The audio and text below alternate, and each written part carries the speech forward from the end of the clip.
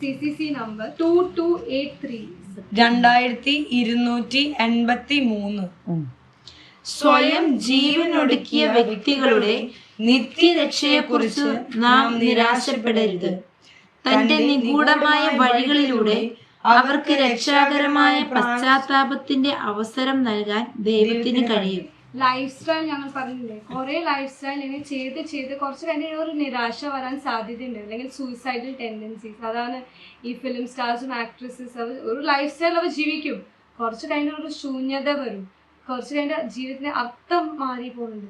പിന്നെ അർത്ഥമില്ലാത്തൊരവസ്ഥ, life meaningless ആയിട്ട് തോന്നും, മീനിങ്ലെസ് ആയിട്ട് തോന്നും, അല്ലെങ്കിൽ ഒരു ഡിസ്പെയർ ആയിട്ട് വരും, ഒരു നിരാശ ആയിട്ട്, അതായത് ഒരു സൊല്യൂഷൻ ഇല്ലാതെ അവർക്ക് തോന്നും. അപ്പോൾ ഇവിടെയാണ് ഈ സൂയിസൈഡൽ ടെൻഡൻസീസ് സൂയിസൈഡൽ തോട്ട്സ് വരാൻ സാധ്യതയുണ്ട്. അപ്പോൾ അതും ജീവിതത്തിൻ്റെ ലൈഫിൻ്റെ അഗേൻസ്റ്റ് ആയിട്ട് പോകുന്ന ഒരു പ്രവണത കൂടി വരും. അപ്പോൾ അതും that is against the 5th commandment. അപ്പം അങ്ങനെ വല്ലവരും മരിച്ചാൽ തന്നെ ഇനി നമ്മൾ കൺക്ലൂഷൻ വരുത്തണ്ട, ഓ സൂയിസൈഡ് ചെയ്തു അപ്പം നരകത്തിലാ പോലും നമ്മൾ കൺക്ലൂഡ് ചെയ്യണ്ട. പണ്ടൊക്കെ അത് ഭയങ്കര സ്ട്രിക്റ്റ് ആയിട്ട് ഇങ്ങനെ പറയുമായിരുന്നു. ഇപ്പോൾ ലാസ്റ്റ് മിനിറ്റിൽ അന്ത്യശ്വാസം വലിക്കുന്നേക്കാളും മുമ്പ് അവർ റിപ്പൻറ്റ് ചെയ്തിട്ടുണ്ടെങ്കിൽ ദൈവത്തിന്റെ നിഗൂഢമായ രീതിയിൽ അവരെ രക്ഷിക്കാൻ പറ്റും. അതല്ലേ ഇപ്പോൾ വായിച്ചേ, ഒന്നുകൂടെ വായിച്ചേ. തന്റെ നിഗൂഢമായ വഴികളിലൂടെ അവർക്ക് രക്ഷാകരമായ പശ്ചാത്താപത്തിന്റെ അവസരം നൽകാൻ ദൈവത്തിന് കഴിയും. അപ്പോൾ ആ സമയത്തിന് വേണ്ടി കാത്തു നിൽക്കണമെന്നല്ല.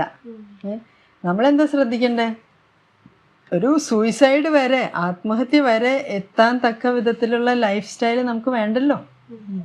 അവിടെ വരെ എത്താൻ നിൽക്കണോ? ഇനി എങ്ങാനും ആരെങ്കിലും ആത്മഹത്യ ചെയ്താൽ തന്നെ ബാക്കിയുള്ളവർ അവരെ വിധിക്കണ്ട, ദൈവത്തിൻ്റെ കരുണയെ നമുക്ക് വിധിക്കാനായിട്ട് സാധിക്കില്ല. എന്തായാലും പശ്ചാത്താപം അല്ലെങ്കിൽ അനുതാപം ഉണ്ടാവണം എന്നുള്ളത് ഉറപ്പാണ്. ആത്മഹത്യ ഒരു മാരക പാപം തന്നെയാണ്. അതിന് തക്കതായ അനുതാപം ഉണ്ടെങ്കിൽ മാത്രമേ സ്വർഗത്തിലെത്തുള്ളൂ. ആ ലാസ്റ്റ് മൊമെൻറ്റിൽ ഉണ്ടായേക്കാം. അപ്പം നമ്മൾ വിചാരിക്കുക ലാസ്റ്റ് മൊമെൻറ്റിൽ മാനേജ് ചെയ്യാം. ചിലപ്പോൾ നമുക്കത് മാനേജ് ചെയ്യാൻ പറ്റിയെന്ന് വരില്ല.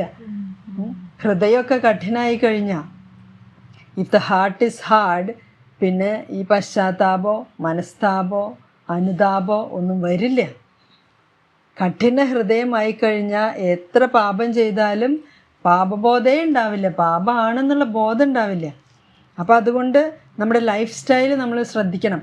നമ്മുടെ ടൈം ടേബിള് ഓരോ ദിവസം എങ്ങനെയാണ് ജീവിക്കുന്നത്, അതിനനുസരിച്ച് ഹൃദയം കഠിനമായിക്കൊണ്ടിരിക്കുകയാണെങ്കിൽ പിന്നീട് അറിയില്ല നമ്മൾ നരകത്തിൽ ചെന്ന് പതിക്കുന്നത്.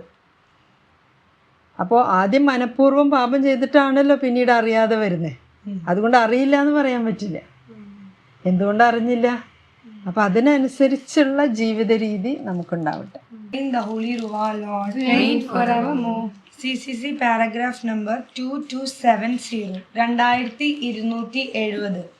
അതിൽ പറയുന്നത് ഗർഭചിത്രത്തിനെ പറ്റിയിട്ടാണ്. അപ്പോൾ നമ്മൾ നേരത്തെ ഡിസ്കസ് ചെയ്തു, ആബേലിൻ്റെ നിഷ്കളങ്കമായ രക്തം അത് ആരും കണ്ടില്ല. കായൻ ഇങ്ങനെ ഒരു അസൂയ നിമിത്തം ആ ഒരു ദേഷ്യത്തോട് കൂടിയിട്ട് ആബേലിനെ കൊന്നു. ആ നിഷ്കളങ്കമായ രക്തം പൂഴിയിൽ നിന്നിട്ട് ദൈവത്തിനെ വിളിക്കുന്നുണ്ട്. അതുപോലെയാണ് ഓരോ ഇന്നസെൻ്റ് ചിൽഡ്രൻ, ഒരു കുഞ്ഞ് അമ്മയുടെ ഉദരത്തിൽ ഒരു ചെറുതായിട്ട് ഉരുവാവണ ആ നിമിഷം തന്നെ അതിന് ജീവനുണ്ട്. ആ ഒരൊറ്റ സെക്കൻഡിന് ആ സെൽ ഫോം ചെയ്യണ ആ സമയത്ത് തന്നെ നമുക്കറിയാം. സയൻസ് എല്ലാവർക്കും ഇപ്പോൾ എല്ലാവർക്കും കൂടുതൽ നമുക്ക് അറിയുന്നുണ്ട് ഈ ജീവനെ പറ്റിയിട്ട്. കാരണം കുറേ പേർക്ക് മക്കളുണ്ടാവാത്തതും ഈ കല്യാണം കഴിഞ്ഞുള്ള കുറേ പ്രശ്നങ്ങൾ ഉണ്ടാവണതുകൊണ്ട് എല്ലാവർക്കും ഇതിനെ പറ്റിയിട്ട് നല്ല ഡീറ്റെയിൽഡ് ആയിട്ട് തന്നെ അറിവുണ്ട്.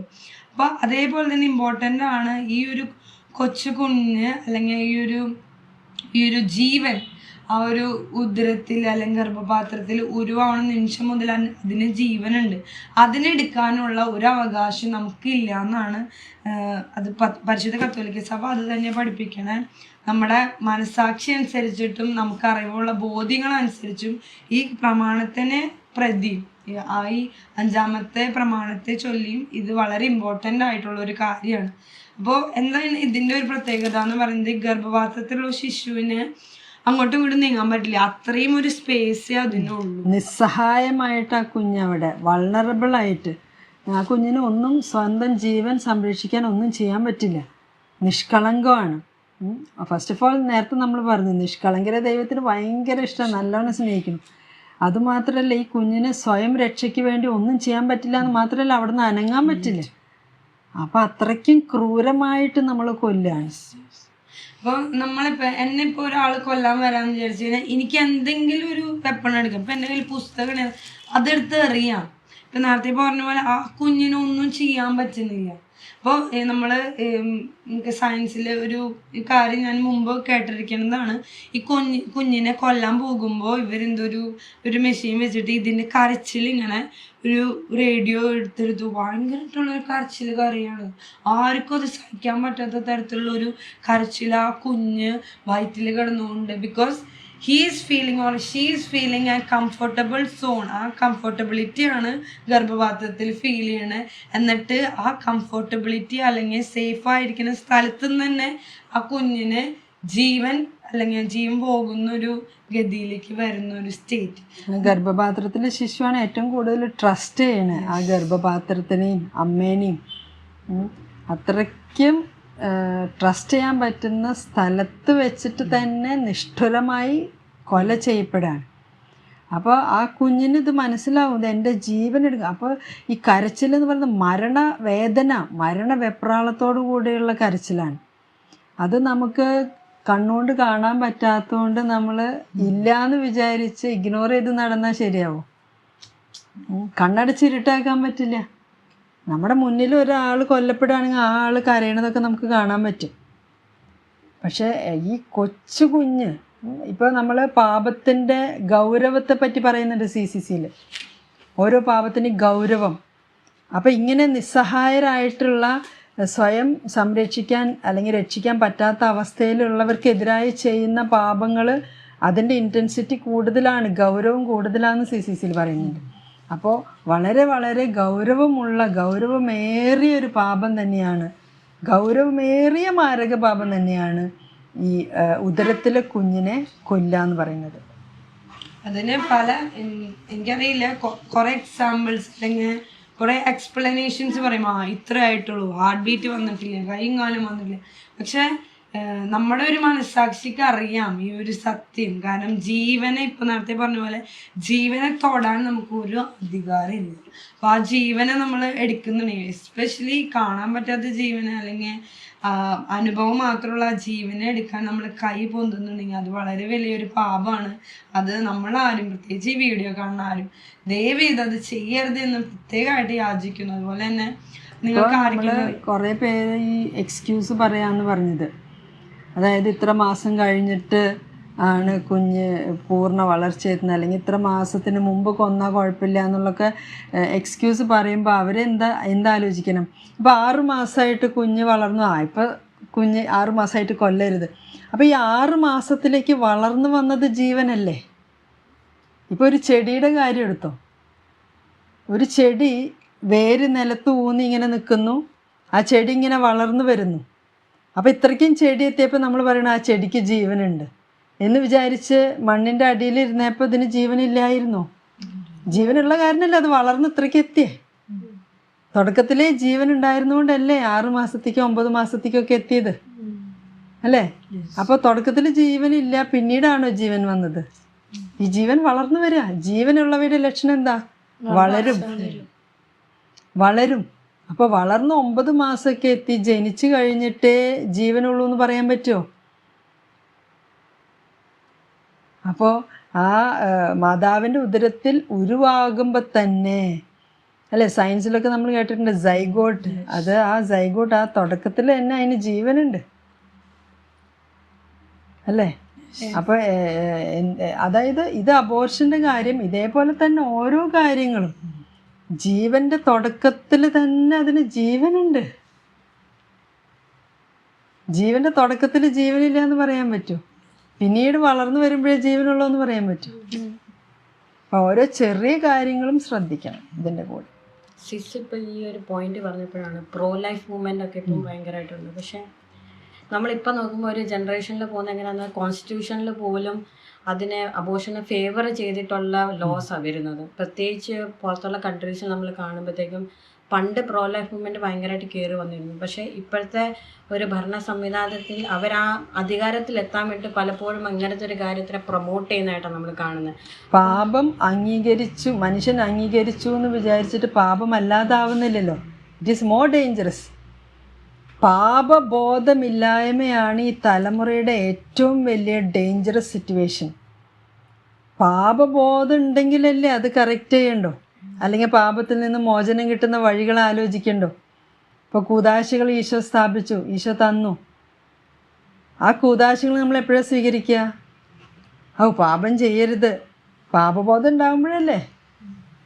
അപ്പോൾ ഈ മരവിച്ച മനസാക്ഷി അല്ലെങ്കിൽ ഫ്രോസൺ ആയിട്ടുള്ള പാരലൈസ്ഡ് ആയിട്ടുള്ള മനസാക്ഷിയും ഹൃദയമൊക്കെ ഉണ്ടാവുമ്പോൾ ഈ നിയമം തന്നെ അങ്ങനെയെന്ന് പറയുമ്പോൾ അതിനൊരു എക്സ്ക്യൂസും ഇല്ല. പാപം തന്നെയാണ്. നമ്മൾ അറിഞ്ഞാലും ഇല്ലെങ്കിലും, നമ്മളത് അക്നോളജ് ചെയ്താലും ഇല്ലെങ്കിലും, അംഗീകരിച്ചാലും ഇല്ലെങ്കിലും, എന്ത് ചെയ്താലും പാപമാണ്. അപ്പോൾ ഒരു രാജ്യത്തിൻ്റെ നിയമം വന്നു എന്ന് വിചാരിച്ചിട്ട് പാപമല്ലാതാകുന്നില്ല. രാജ്യമല്ല തീരുമാനിക്കേണ്ടത് എന്താണ് പാപം എന്താണ് പാപമല്ലാത്തതെന്ന്. ദൈവകൽപ്പനയുടെ ലംഘനമാണ് പാപം. അപ്പം അത് ഒരു രാജ്യത്തിനും ഇത് പാപമാണോ ഇത് പാപമല്ലേന്നൊന്നും തീരുമാനിക്കാൻ പറ്റില്ല. ദൈവകൽപ്പനയ്ക്ക് എതിരാണോ? കൊല്ലരുത് എന്നുള്ളതൊരു ദൈവകൽപ്പനയാണ്. അപ്പോൾ ഏത് നിയമം വന്നാലും കൊന്ന അത് പാപം തന്നെയാണ്. അതുകൊണ്ട് നിയമമുണ്ടാക്കുന്നവർ പ്രത്യേകം ശ്രദ്ധിക്കണം. നിയമമുണ്ടാക്കുന്നവർ റോങ് നിയമമുണ്ടാക്കിയാൽ ദൈവകൽപ്പനയ്ക്ക് എതിരായിട്ടുള്ള പാപമല്ല എന്നൊക്കെ പറഞ്ഞാൽ അതിൻ്റെ ഗൗരവം ഒന്നും കൂടി കൂടുതലാണ്. കുറേ പേരെ പാപം ചെയ്യാനായിട്ട് പുഷ് ചെയ്യുന്ന പോലെയാണ്. നീ മറ്റൊരാൾക്ക് ദുഷ്പ്രേരണ കൊടുക്കുന്നുണ്ടെങ്കിൽ തിരികല്ല് കഴുത്തിൽ കെട്ടിയിട്ട് കടലിൽ മുങ്ങി, അത്രയ്ക്കും ഗൗരവമാണ്. അപ്പം നിയമമുണ്ടാക്കുന്നവർ ശ്രദ്ധിച്ചില്ലെങ്കിൽ ദുഷ്പ്രേരണ കൊടുക്കുമ്പോൾ ആൾക്കാരെ പാപത്തിലേക്ക് തള്ളിവിടുമ്പോൾ അത് അവർ ചെയ്യുന്നതിനേക്കാളും ഗൗരവമുള്ള പാപമാണ് അല്ലേ. അബോർഷൻ അംഗീകരിച്ചൊരു നിയമം ഉണ്ടാക്കിയ ആള് എത്ര പേര് അതുകൊണ്ട് അബോർഷൻ ചെയ്യുന്നു? അവരുടെയൊക്കെ പാപത്തിനേക്കാളും വലുതാവില്ലേ? ഇത്രയും പേരെ കൊണ്ട് പാപം ചെയ്യിച്ചു. അതുകൊണ്ട് അധികാരികൾ, നിയമം നിർമ്മിക്കുന്നവരൊക്കെ നന്നായി ശ്രദ്ധിക്കണം. രാജ്യത്തിൻ്റെ ആയാലും തിരുസഭയുടെ ആയാലും നിയമമുണ്ടാക്കുന്നവർ ശ്രദ്ധിക്കണം അല്ലേ. ഒരു ലീഡർഷിപ്പ് കിട്ടുമ്പോൾ നിയമമുണ്ടാക്കാനുള്ള അധികാരം കിട്ടുമ്പോൾ എന്ത് നിയമമാണ് ഉണ്ടാക്കണേ? ഈ നിയമം ജീവനെതിരാണോ അതോ ജീവനെ പ്രൊമോട്ട് ചെയ്യുന്നതാണോ എന്ന് ശ്രദ്ധിക്കണം.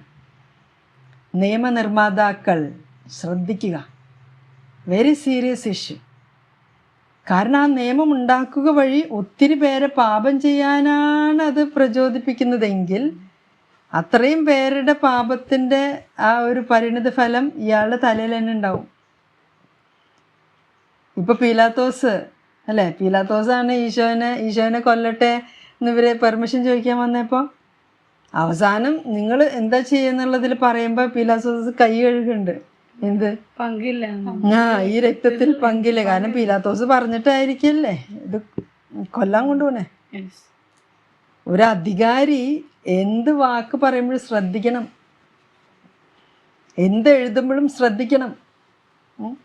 ഏത് തരത്തിലുള്ള അധികാരമായാലും, ആത്മീയ അധികാരമായാലും ഭൗതിക അധികാരമായാലും, ഒരു അധികാരി തൻ്റെ അധികാരം ദുരുപയോഗിച്ച് പാപത്തെ വളർത്തുകയാണെങ്കിൽ വളരെ സീരിയസ് ആയിട്ടുള്ള പാപമാണത്. ഒരു അധികാരി എന്തെങ്കിലും പറയുമ്പോൾ, എന്തെങ്കിലും എഴുതുമ്പോൾ, പ്രത്യേകിച്ച് ഒഫീഷ്യൽ ലെറ്റേഴ്സൊക്കെ നുണയായിട്ടൊക്കെ എഴുതുമ്പോൾ വളരെ ശ്രദ്ധിക്കണം. കാരണം അത് വളരെ വളരെ സീരിയസ് ആയിട്ടുള്ള മാരക പാപമാണ്. പ്രത്യേകിച്ച് അധികാരികൾ ഈ ആൾക്കാരുടെ പേര് നശിപ്പിക്കത്തക്ക വിധത്തിലുള്ള ഒഫീഷ്യൽ ലെറ്റേഴ്സ് എഴുതി അത് സർക്കുലേറ്റഡ് ആവുമ്പോൾ എന്തോ ഒരു വലിയ മഹാപാപം തന്നെയാണ്. പിന്നെ ആ പാപത്തിൽ നിന്ന് മോചനം കിട്ടണ്ടേ? അപ്പം നമുക്കൊക്കെ ഇവിടെ ആയാലും ചെറിയൊരു അധികാരം കിട്ടുമ്പോൾ, റെസ്പോൺസിബിലിറ്റി കിട്ടുമ്പോൾ, ലീഡർഷിപ്പ് കിട്ടുമ്പോൾ ശ്രദ്ധിക്കണം. ആ ഒരു അധികാരം ഉപയോഗിച്ച്, ആ ഒരു ലീഡർഷിപ്പ് ഉപയോഗിച്ച് ഞാൻ ജീവനെ പ്രൊമോട്ട് ചെയ്യുകയാണോ അതോ ജീവനെ നശിപ്പിക്കുകയാണോ? വളരെ ശ്രദ്ധിക്കണം. Every day take a choice, a decision, effort and a step. So Eesho നമുക്ക് ഒരു കെടാവൾക്കായിട്ടാണ് നമ്മൾ ഈ സ്റ്റെപ്പ് കാണിക്കുന്നത്. അപ്പോൾ ഒരു സ്റ്റെപ്പ് എടുക്കാൻ വേണ്ടിയുള്ള വെളിച്ചം നമുക്ക് തരും. അതിന് നമ്മൾ സ്റ്റെപ്പ് എടുത്താലേ അടുത്ത സ്റ്റെപ്പ് നമുക്ക് കാണാൻ പറ്റും. സോ ഈശോനെ പറ്റി അറിഞ്ഞു വരുമ്പോൾ ഒരു സ്റ്റെപ്പ് മാത്രമേ നമ്മളോട് എടുക്കാൻ പറയുള്ളൂ. വൊക്കേഷൻ ആൻസർ ചെയ്യുമ്പോൾ ചിലപ്പോൾ ദൈവവചനത്തിലൂടെ ആയിരിക്കും. I call you to be mine, അല്ലെങ്കിൽ ഞാൻ എൻ്റെ പേര് ചൊല്ലി നിന്നെ വിളിച്ചിരിക്കുന്നു എന്നൊരു ദൈവവചനം നമുക്ക് ഇങ്ങനെ റാൻഡമായിട്ട് ഇങ്ങനെ കിട്ടുന്ന പോലെ തോന്നും. പക്ഷെ അത് നമ്മളൊരു ചോയ്സ് എടുക്കുകയാണെങ്കിൽ, അതിൽ നിന്നുള്ളൊരു ഡിസിഷൻ എടുക്കുകയാണെങ്കിൽ, അതിൽ നിന്ന് ഒരു എഫേർട്ട് എടുത്തിട്ട് ഒരു സ്റ്റെപ്പ് മേക്ക് ചെയ്യുകയാണെങ്കിൽ യുവർ ലൈഫ് കെൻ ചേഞ്ച്. അപ്പോൾ നമ്മൾ ഈ ലോകത്തിൽ കണ്ടു പോകുന്ന കാര്യങ്ങൾ ദൈവം വെളിപ്പെടുത്തുന്നവയാണെന്ന് തിരിച്ചറിഞ്ഞാൽ നമ്മൾക്ക് അതിനുള്ളൊരു will be inspired to grow more towards God. അപ്പോൾ ഈ കിളികളൊക്കെ ഒച്ചയുണ്ടാക്കുന്നത് പോലെ നമ്മൾ ഇങ്ങനെ കർത്താവിനെ സ്തുതിച്ചുകൊണ്ട് നടക്കാൻ വേണ്ടിയായിട്ടാണ് നമുക്ക് ഈ സ്വരം തന്നെ. ഇവരുടെ കടമ സന്തോഷപൂർവ്വം ചെയ്യുന്നു. ദൈവത്തെ പറ്റി പറയുമ്പോൾ അവിടെ അത്യധികം സ്വരത്തോടെ ദൈവത്തെ മഹത്വപ്പെടുത്തുന്നുണ്ട്. പോയി ചോദിച്ചാലോ ഈ കിളികളോട്, എന്തുകൊണ്ട് നിങ്ങൾ ദൈവത്തെ ആരാധിക്കുന്നു?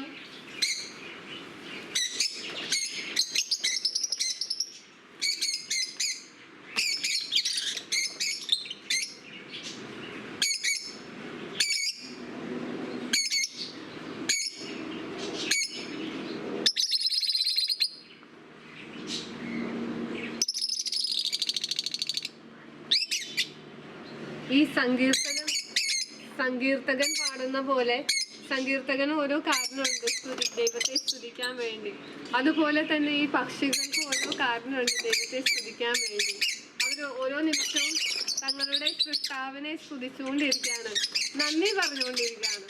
നമുക്കും ഓൾറെഡി ദൈവത്തിനോട് നന്ദി പറയാം. സങ്കീർത്തകൻ പറയുന്ന പോലെ എല്ലാ കാര്യത്തിനും ദൈവത്തിനെ സ്തുതിക്കുവിൻ, എല്ലാ കാര്യത്തിനും ദൈവത്തിന് നന്ദി പറയുവിൻ, എല്ലാ കാര്യത്തിനും ദൈവത്തിന് മഹത്വപ്പെടുത്തുവിൻ. നമുക്ക് ഈ കിളികളോട് ചേർന്ന് ദൈവത്തെ സ്തുതിച്ചാലോ?